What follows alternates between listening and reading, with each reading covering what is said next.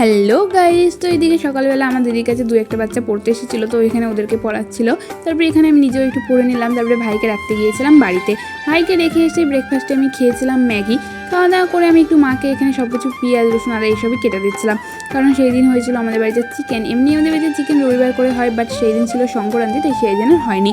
এখানে আমি সব কিছু মাকে কেটে দিচ্ছিলাম, আর তখনই চলে এসেছিলো কীর্তন করতে।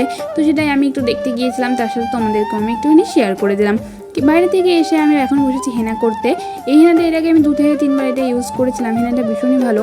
এই হেনাটা ইউজ করতে গেলে না চুল উঠে না, তারপরে চুলগুলো অনেকটা সিল্কি হয় আর অনেকটা ঘন হয়। এই হেনাটা ইউজ করা একদমই ইজি। জাস্ট হেনার মধ্যে একটুখানি জল দিয়ে ভালো করে এটাকে মিক্স করে নিতে হয়। তারপরে গেছে আমি শ্যাম্পু দিয়ে স্নান করে নিলাম। তারপরে এখন আমি খেয়ে নিলাম একটুখানি তালবড়া। এই তালবড়াটা ছিল জন্মাষ্টমীর, তো এই কটা ছিল, তাই আমি খেয়ে নিলাম। তারপরে গাইস খেয়েছিলাম চিকেন কষা। তারপরে দুপুরবেলা খাওয়া দাওয়া করে আমি একটুখানি ঘুমিয়ে গিয়েছিলাম। তারপরে গাইস খেয়েছিলাম এই পিঠে টাইপের এই মিষ্টি গজাটা। এটা আমার খেতে খুব একটা ভালো লাগেনি, মোটামুটি লেগেছিলো। আর ভিতরে না কেমন টাইপের একটা পুর দেওয়া ছিল, তো সেই কারণে আমার আরও খেতে ভালো লাগেনি। তারপরে সন্ধ্যেবেলা খেয়েছিলাম চা, আর রাত্রে ডিনার করেছিলাম পরোটা, তার সাথে দুপুরের সেই চিকেন।